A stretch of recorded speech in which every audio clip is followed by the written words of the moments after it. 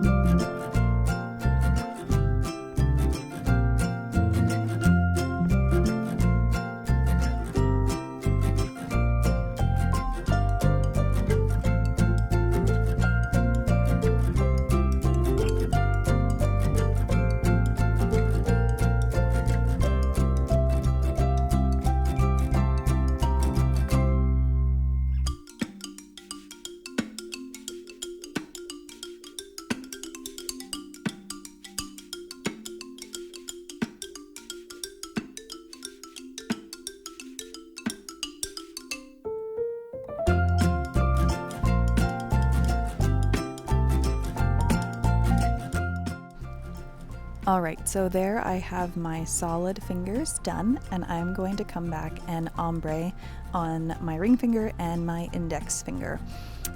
The way that I do this you may have seen before, but I'm going to walk you through it in case you haven't, is with a small makeup brush. So these are just eyeshadow brushes. That's it. Those are Wet n Wild. You can get any brand you want, but those are dirt cheap on Amazon. I will remember, or try to remember, to link them in my description box for you.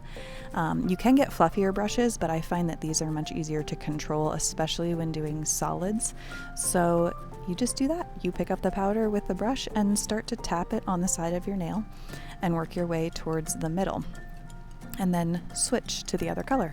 So it's that simple, and it looks easy because it really is. The brush kind of does the work for you and fades into the middle there.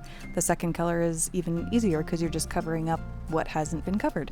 So when you go back for the second pass at this, you're going to reverse. So I would do the darker color first and then the lighter color, and that just helps blend that line even more, so you just don't look like you have a straight line down the middle So if you alternate your colors, then it blends really well. So I'm going to finish up this vertical ombre, and then I'm going to cap in clear.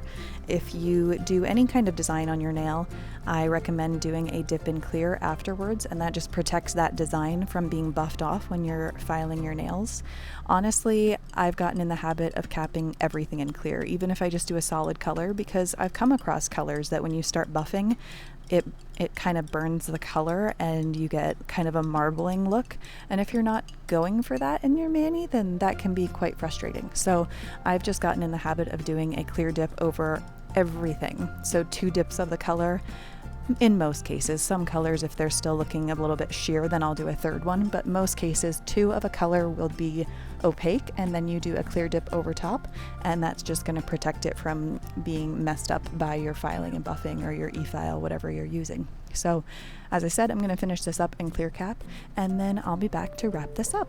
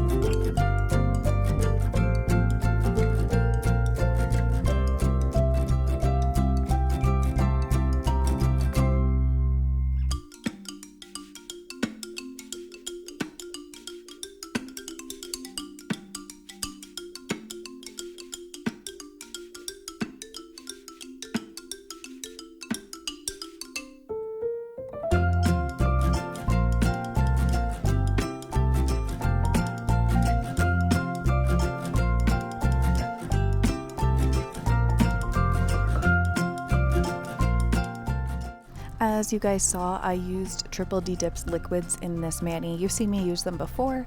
I love them. Their base is really nice and thin and smooth, and their top coat is to die for. I think Activator is Activator, and it's just kind of the same all around, but there's just no top coat that I've used that's better than theirs. It looks as shiny as a gel top coat. every time. It's just flawless. And then I am using some Triple D Dips files, and I'm going to use a buffing block in this video to just show you guys how I file and shape my nails if I'm not using an e-file. So I know a lot of you gals doing your nails at home are not wanting to use an e-file or just not comfortable with it, and so this is just to show you that you can get all of that done by hand.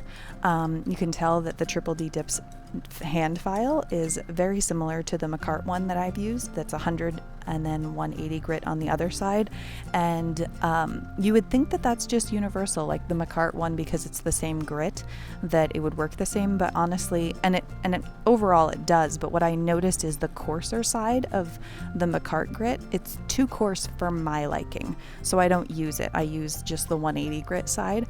But this one, which says it's the same grits, felt a little bit finer on the coarser side, so I felt like I could use both sides and that it wasn't going to just kind of tear up my nail or my cuticles. So I really liked that. So it's a great file, and look at how cute this buffing block is. I mean, it's pink and sparkly and branded, and it's just adorable. And I wanted to see if the glitter was going to come off of the buffing block while I was using it, but it didn't at all. So I didn't have to worry about it getting into my mani and corrupting my solid mani with the glitter. So if you are on the Triple D Dips website, make sure you check out their buffing blocks and files because they're great. And I believe the buffing block is a 180 grit. So I think I might have been saying things backwards. The 100 grit on the nail file is the coarser side, and 180 would be the finer side. So that buffing block is a 180 grit buffing block on all four sides.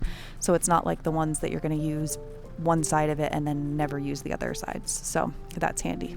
So that's it. I buffed and filed. Of course, I sped it up for you guys, but really it didn't take long because with a smooth base, you end up with a smooth application. And there I've activated, and I'm waiting that out, wiping it off with my paper towel, and I'm going to go in with my top coat. Now, if you haven't seen top coat applied before, with dip top coat, you need to do 2 layers.